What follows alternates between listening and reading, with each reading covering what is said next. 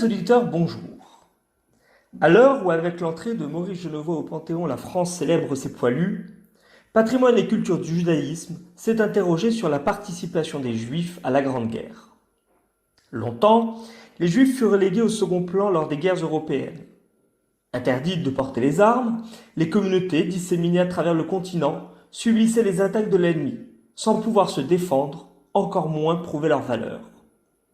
L'émancipation progressive à travers l'Europe, entre la fin du XVIIIe siècle et le milieu du XIXe, allait changer la donne et permettre aux Israélites de devenir des citoyens à part entière, en servant leur patrie respective. Sur le champ de bataille, leur héroïsme devait révéler leur reconnaissance aux puissants et leur sens du devoir. Malgré l'affaire Dreyfus, qui a mis la confiance des Israélites français à rude épreuve, l'amour de la patrie semble chevillé au corps. L'engagement volontaire précède bien souvent l'appel au drapeau. Nissim de Camondo, le fils du célèbre collectionneur d'art à l'origine du musée parisien éponyme, devance ainsi l'appel du service militaire en 1911 et meurt abattu en combat aérien en septembre 1917 après maintes distinctions acquises au front. Avec lui, ce sont pas moins de 36 000 Israélites nationaux qui sont mobilisés, pour la plupart dans l'armée de terre et le génie. Les suspicions de trahison des Juifs d'Alsace, exilés à Paris et en province après la défaite de 1871, sont rapidement levées. À cela, plusieurs raisons. D'abord, beaucoup de Juifs alsaciens aspirent à retourner sur la terre de leurs ancêtres. Et comme leurs compatriotes, ils souhaitent prendre une revanche méritée sur l'envahisseur d'Outre-Rhin. On peut ainsi lire sous la plume du juif alsacien Sylvain Alf: « Nous viendrons à bout des Vandales qui ont fait tant de mal à notre beau pays, y ont semé tant de ruines et de misère. » Le besoin de faire ses preuves est également apparent chez le lieutenant Georges Lévy, qui considère que tomber sur le champ de bataille à 22 ans serait un honneur, estimant que c'est 2 fois plus beau pour un Israélite de faire son devoir. En Algérie, 14 000 Israélites sont incorporés dans les régiments de Marche d'Afrique. Malgré leurs conditions modestes et le risque de paupérisation de leur famille, moins de 2% désertent.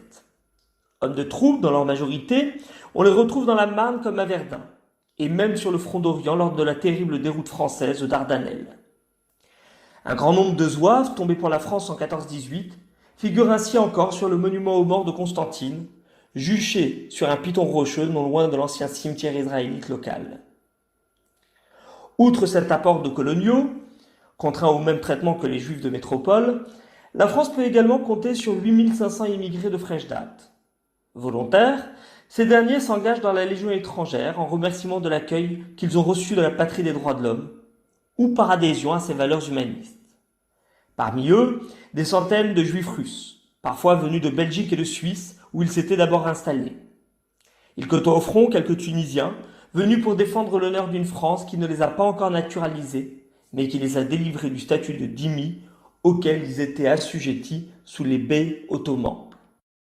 Face à eux, 100 000 Juifs allemands. Bien que remise en question un temps par le haut commandement prussien, leur loyauté est indubitable. Les Juifs qui servent le Kaiser sont fiers d'être intégrés. Et la déclaration du lieutenant d'aviation Joseph Schirndorfer résume fort bien cette attitude.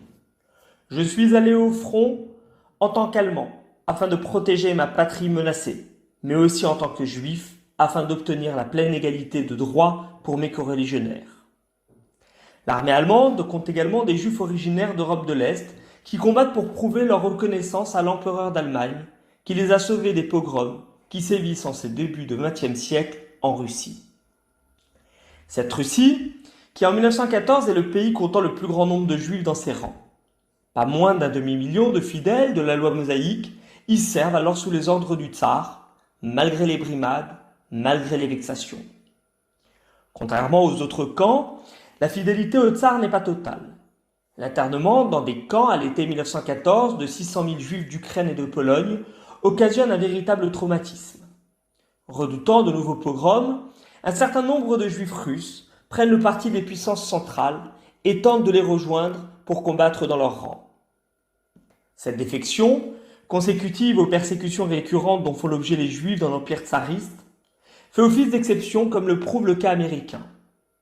250 000 Juifs, originaires de l'ensemble des pays belligérants, qui se réunissent sans hésitation pour combattre sous la bannière étoilée.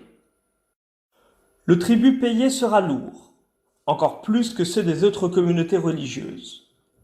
Alors qu'ils ne représentent bien souvent pas plus d'1% du corps mobilisé au sein des différentes armées, le nombre des morts est paradoxalement très élevé. On parle ainsi de 170 000 pertes juives côté russe, de 12 000 chez les Allemands, de 8 500 chez les Britanniques et de presque 7 000 dans le camp français. Nous nous retrouverons, si tout va bien, la semaine prochaine pour un nouveau thème. D'ici là, très bonne semaine à tous.